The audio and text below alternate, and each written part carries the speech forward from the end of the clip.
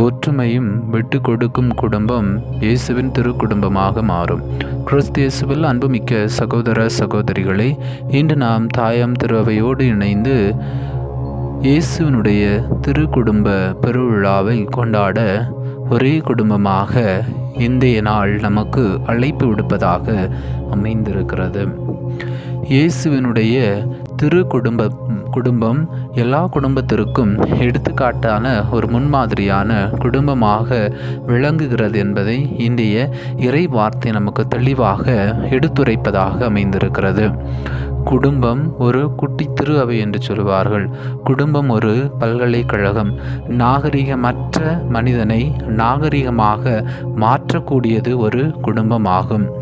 குடும்பத்திலே அழகான பூக்களைப் போல, தோட்டத்தில் இருக்கக்கூடிய பூக்களைப் போல குடும்பத்திலே அழகான ஒரு மகிழ்ச்சி உருவாக்கக்கூடியது குழந்தைகள் என்னும் அந்த குடும்பமாகும். எனவே குடும்பத்தில்தான் குழந்தைகள் அன்பு, இரக்கம், மன்னிப்பு, விட்டு கொடுத்தல், ஒற்றுமை, இன்னும் பிறரை மதித்தல், பிறரை ஏற்றுக்கொள்ளுதல் போன்ற நல்ல பண்புகளை உருவாக்கக்கூடிய ஒரு மிகப்பெரிய அடிப்படை தளமாக அமைந்திருப்பது குடும்பமாகும்.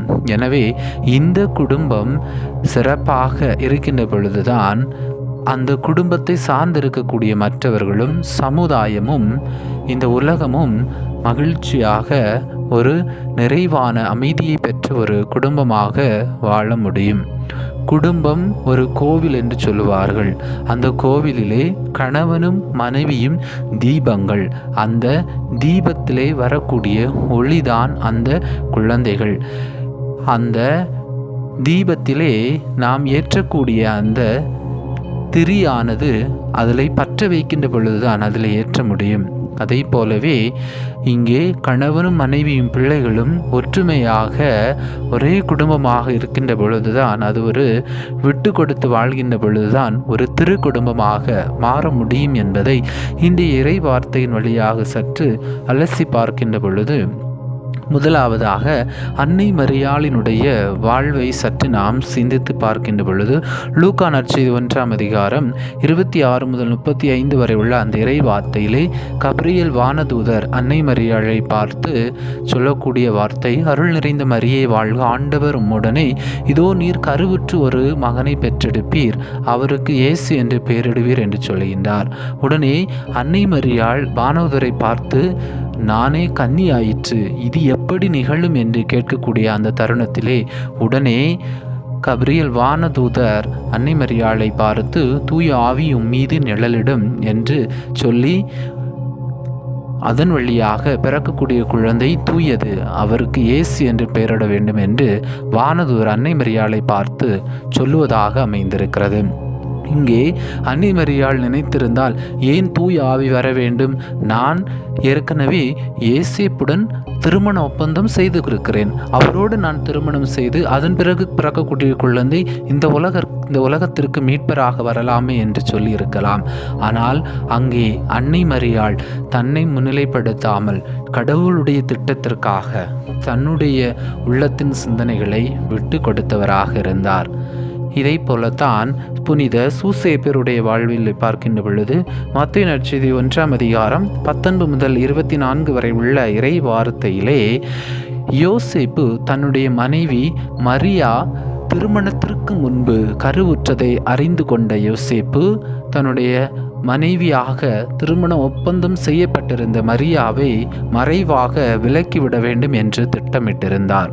ஆனால் அங்கே அவர் உறங்குகின்ற பொழுது கனவிலே தூதர் இவருக்கு தோன்றி, உன் மனைவி மரியாவை ஏற்றுக்கொள்ள நீ அஞ்ச வேண்டாம், ஏனென்றால் அவர் கருவுற்றிருப்பது தூய ஆவியால் தான் என்று அவருக்கு கனவின் மூலமாக அறிவுறுத்தப்படுகிறது.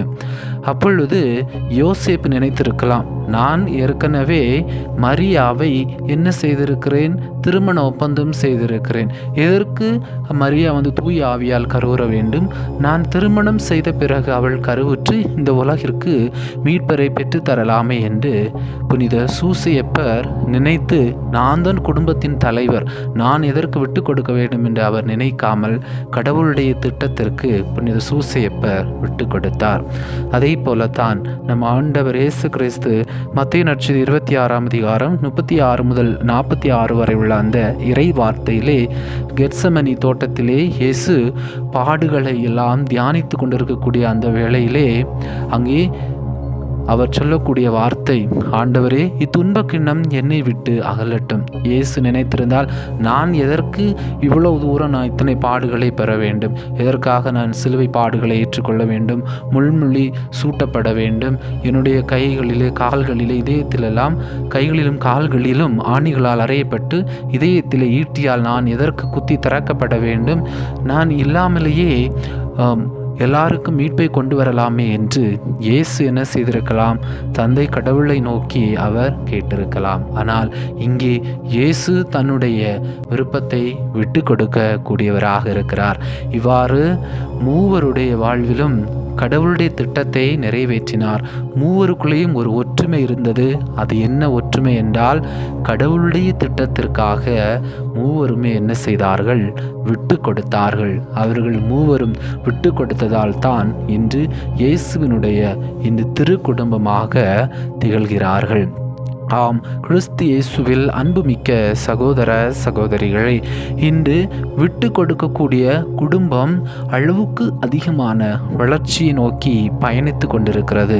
அதைத்தான் சொல்லுவார்கள், விட்டு கொடுக்கிறவர்கள் கெட்டு போவதில்லை, கெட்டு போகிறவர்கள் விட்டு கொடுப்பதில்லை என்று சொல்லப்பட்டிருக்கிறது. ஒரு முறை அப்துல் கலாமினுடைய தாய் தன்னுடைய குடும்பத்திற்காக உணவை சமைத்து கொண்டிருந்த பொழுது அவருடைய அப்துல் கலாமுடைய தந்தை மிகவும் விரைவாக தன்னுடைய பணிக்காக கிளம்பி செல்ல வேண்டியிருந்தது. உடனே அவர், எனக்கு வேகமாக ரொட்டிகளை சுட்டு கொடுங்கள் என்று சொல்லக்கூடிய அந்த நேரத்திலே அந்த தாயானவள் என்ன செய்கின்றார்? ஒரு கருகி போன ரொட்டி துண்டை அவர் கொண்டு வைக்கிறார். உடனே அதை அவர் பொறுமையாக இருந்து சாப்பிட்டு முடித்து விடுகிறார். இதையெல்லாம் கவனித்து கொண்டிருந்த அப்துல் கலாம் அந்த தந்தையை பார்த்து, அப்பா, அம்மா கருகிய ரொட்டி தானே உங்களுக்கு வச்சாங்க, நீங்கள் இதை வேணான்னு சொல்லிட்டு நீங்கள் என்ன செய்திருக்கலாம், அம்மாவை ஏதாவது சொல்லி இருக்கலாமே என்று சொல்லக்கூடிய அந்த தருணத்திலே அந்த அப்துல் கலாமின் தந்தை சொன்ன வார்த்தை, நான் ஏதாவது சொல்லி திட்டி இருக்கலாம், அது உண்மையான குடும்ப உறவாக இருக்காது. ஒரு சில நேரங்களிலே என்னுடைய மனைவிடம் இருக்கக்கூடிய அந்த குறைகளை நான் விட்டு கொடுக்கக்கூடியவனாக இருந்தேன். அவ்வாறு விட்டு கொடுக்கின்ற பொழுதுதான் அது உண்மையான குடும்பமாக மாறும் என்பதைத்தான் இன்றைய இறை வார்த்தையின் வழியாக நாம் கற்றுக்கொள்ளக்கூடியவர்களாக இருக்கிறோம். ஆம், கிறிஸ்து இயேசுவில் அன்புமிக்க சகோதர சகோதரிகளே, இன்றைய நம்முடைய குடும்பங்கள் எந்த அளவிற்கு விட்டு கொடுக்கக்கூடிய குடும்பமாக இருக்கிறது? நாம் திருமணத்தின் போது இன்பத்திலும் துன்பத்திலும் நோய் நொடியிலும் உனக்கு நான் பிரமாணிக்கமாய் இருப்பேன் என்று சொல்லி வாக்குறுதி எடுத்துக்கொள்கின்றோம். இன்பம் நம்முடைய குடும்பத்தில் இருக்கிறது என்று சொன்னால் மகிழ்ச்சியாக ஏற்றுக்கொள்வோம். ஒரு துன்பம் வந்த உடனேயே, உங்கள் அம்மா என்ன இப்படி கல்யாணம் பண்ணி வச்சுட்டாங்க, எப்போ பார்த்தாலும் உனக்கு நோயாகவே இருக்கிறது, எப்போ பார்த்தாலும் உன்னால் குடும்பம் பிரச்சனையே வந்து கொண்டு இருக்கிறது என்று சொல்லி கணவன் ஒருவேளை மனைவியை பார்த்து சொல்லக்கூடியவராக இருப்பார், அல்லது மனைவி கணவனை பார்த்து சொல்லக்கூடியவர்களாக இருக்கின்ற பொழுது அந்த குடும்பம் திரு குடும்பத்தினுடைய உண்மையான ஒரு குடும்பமாக மாறாது என்பதை நாம் உணர்ந்து கொள்ள வேண்டும். அதை போலவே இன்று பெற்றோர்கள் தன்னுடைய குழந்தைகளுக்கு எதை கற்றுக் கொடுக்கிறார்களோ அதைத்தான் அந்த குழந்தைகளும் தன்னுடைய வாழ்க்கையிலே கடைபிடிக்கக்கூடியவர்களாக இருக்கிறார். ஒரு குடும்பத்தில் ஒரு குடும்ப தலைவர் குடிப்பழக்கத்திற்கு அடிமையாகி மனைவியை அடிக்கக்கூடியவராக, பிள்ளைகளை அடிக்கக்கூடியவராக வாழ்கின்ற பொழுது அந்த குழந்தை சிறப்பாக அந்த தந்தை என்ன செய்யும்? ஒரு குடிச்சிட்டு அம்மாவை அடிப்பாங்க. அடிக்கிறது மட்டும் இல்லாமல் ஒரு 4-5 கெட்ட வார்த்தை பேசுவாங்க. அப்போ அம்மா என்ன செய்வாங்க? கொஞ்ச நேரம் பொறுமையாக பார்த்துட்டு இருப்பாங்க. அதே போல் 2 பேருக்கும் இடையே சண்டையும் வாக்குவாதமும் அதிகமாகும். அந்த குடும்பத்திலே பிரச்சனைகளும் பிரிவினைகளும் அதிகமாகும். ஆனால் விட்டு கொடுக்கக்கூடிய குடும்பம், அவ்வாறு வரக்கூடிய அந்த சூழ்நிலையிலே என்ன செய்யுது? அந்த குடும்பத்தில் வளரக்கூடிய குழந்தை என்ன செய்யும்? இப்போ அப்பா 2 கெட்ட வார்த்தை பேசியாச்சுன்னா அதை கொஞ்ச நாட்கள் கேட்டுக்கொண்டே இருக்கும். எதிர்காலத்திலே அவ்வாறு வளரக்கூடிய அந்த குழந்தை அதையே தன்னுடைய வாழ்விலே கடைபிடித்து எதிர்காலத்திலே அந்த குழந்தையும் கெட்ட வார்த்தை பேசக்கூடியதாக, அந்த குழந்தையும் அப்பாவை பார்த்து புகைப்பிடிக்கக்கூடியதாக, அந்த குழந்தையும் அப்பாவை பார்த்து போதை பழக்கத்துக்கு அடிமையாகக்கூடிய குழந்தையாக வளரும். இப்படி வளர்ந்த பிறகு பெற்றோர்கள் என்ன செய்வாங்கன்னா பங்கு ஃபாதரை பார்க்க வருவாங்க, இல்லைன்னா யாராவது பார்த்து என் பிள்ளை எவ்வளவு சொன்னாலும் கேட்கவே மாட்டேங்கிறேன். அதே போலவே எப்போவும் மொபைல்லையே என் பையன் இருக்கிறான். அப்போ அம்மா என்ன செய்வாங்கன்னா எப்படா கொஞ்சம் நேரம் கிடைக்கும் சீரியல் பார்க்குறது, வேறு ஏதாவது பார்க்குறதுல ஈடுபடக்கூடிய அந்த தாய் எதிர்காலத்தில் அந்த குழந்தை என்ன செய்யுது, தன்னுடைய தாயிடமிருந்து கற்றுக்கொள்ளக்கூடிய அதே பழக்கத்தை தான் அந்த குழந்தையும் தன்னுடைய வாழ்க்கையிலே வாழ்வாக்கக்கூடியதாக இருக்கும். எனவே இன்றைக்கு பெற்றோர்கள் முன் உதாரணமான பெற்றோர்களால் மட்டுமே தான் வளரக்கூடிய குழந்தை ஒரு மிகப்பெரிய மாற்றத்தை இந்த சமுதாயத்திலே ஏற்படுத்த முடியும். அதைத்தான் அப்துல் கலாமனுடைய தந்தை நல்ல ஒரு முன் உதாரணமாக அந்த குடும்பத்திற்கு இருந்தார். அதே போல இந்த அப்துல் கலாம் நம்முடைய இந்திய நாட்டினுடைய குடியரசுத் தலைவராக இருந்து நமக்கு ஒரு முன் உதாரணமாக இருந்தார் என்று சொன்னால் அது நல்ல ஒரு பெற்றோரை கொண்ட குடும்பமாக விளங்கியது. இயேசுவின் திரு குடும்பத்தை பிரதிபலித்த ஒரு குடும்பமாக அந்த குடும்பம் விளங்கியது. இன்றும் நாமும் கூட ஆண்டவர் இயேசுனுடைய அந்த விட்டு கொடுக்கக்கூடிய குணங்களை நம்முடைய குடும்பங்களிலும் வாழ்வாக்குகின்ற பொழுது நம்முடைய குடும்பமும் இயேசுவின் திரு குடும்பத்தை போல ஒரு முக்கியமான மற்றவர்களுக்கு ஒரு எடுத்துக்காட்டான குடும்பமாக மாற முடியும். எனவே கிறிஸ்து இயேசுவில் அன்புமிக்க சகோதர சகோதரிகளே, ஒரு எழுதப்படாத காகிதமாக உங்கள் குழந்தை இருக்கிறது. அதிலே ஒரு அழகான ஓவியத்தை உருவாக்குவது பெற்றோர்களே. ஒரு இசை மீட்டாத ஒரு கருவியாக இருக்கிறது உங்கள் குழந்தை. அதில் அழகான இசையையும் அழகான ராகத்தையும் மீட்டுவது பெற்றோர்களே. அதே போலவே ஒரு செதுக்கப்படாத ஒரு சிற்பமாக இருக்கிறது உங்கள் குழந்தை. அதில் ஒரு அழகான சிற்பத்தை செதுக்குவது பெற்றோர்களே.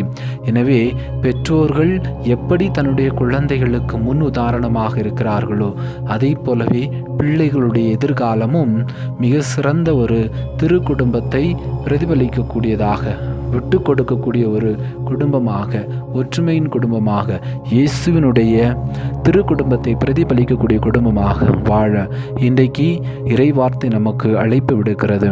அதற்கேற்ப நாம் நம்முடைய வாழ்வை அமைத்துக் கொள்வோம். இதற்கு தேவையான அருள் வேண்டி இயேசுவின் திரு குடும்பத்துடன் இந்த நாளிலே நாம் இறைவன் நோக்கி மன்றாடுவோம். எல்லாம் வல்ல இறைவன் தந்தை, மகன், தூய ஆவி உங்களை நிறைவாக ஆசீர்வதிப்பாராக. ஆமீன்.